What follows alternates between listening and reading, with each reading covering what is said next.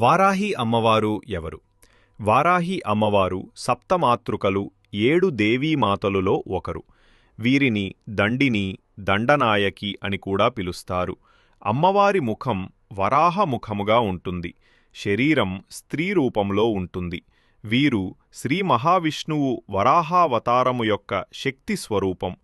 పురాణ కథ: హిరణ్యాక్షుడు అనే రాక్షసుడు భూదేవిని అపహరించి సముద్రంలో దాచేశాడు.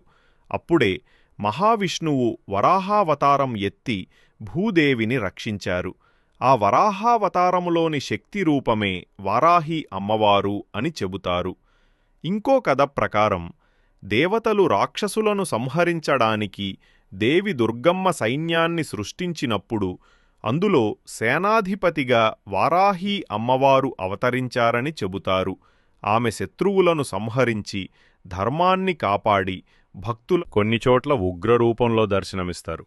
ఆంధ్రప్రదేశ్, తమిళనాడు, కర్ణాటక రాష్ట్రాల్లో వరాహి అమ్మవారి ఆలయాలు చాలానే ఉన్నాయి.